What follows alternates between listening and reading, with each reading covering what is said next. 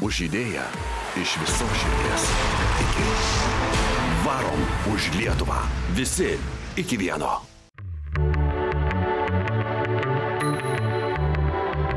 Kaip matot, mes su žaidėjais jau visai netoli Biržų. Keliaujam, kaip sekasi mums? Puikiai. Važiavau automobilyje, įsijungiau radijo centrą ir išgirdau klausimą. Kas norėtų pasvalyje varyti už Lietuvą? Tie, kurie varo už Lietuvą, Lietuva ir pasiliks. Todėl, kad Lietuva kol kas tikrai neribotų galimybių šalis. Galima pasiekti viską, tik reikia norėti ir stengtis. Mes varom į Biržus!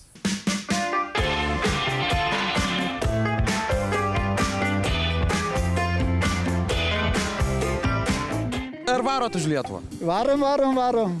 Nu, kad esam lietuviai, kaip jie sirgs už Lietuvą. Už savo sportininkus, už jaunimų reikia.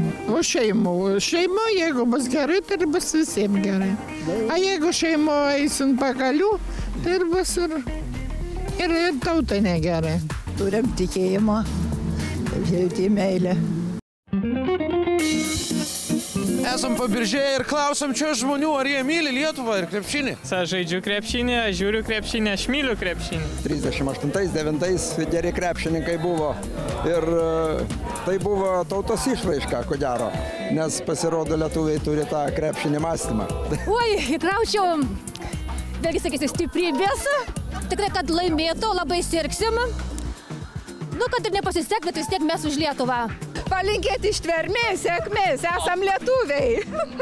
Kad būtume vieningi ne tik krepšinėje, kad būtų jaustųsi tautos vienybė visose darbuose ir visoje veikloje.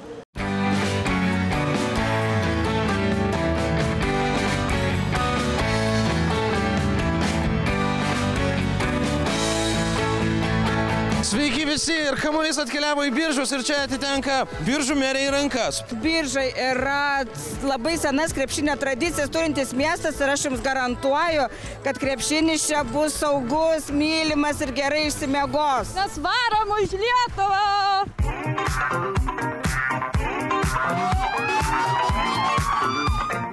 Šiandien Biržuose savo dieną jau baigiam, o mes su kamuoliuku prieš miegą dar sugalvojom šiek tiek aplankyti įžymias Biržų vietas ir apžiūrėti, kaip Biržai atrodo vakare.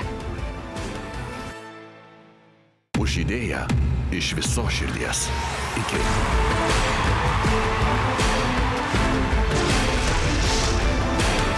Varom už Lietuvą.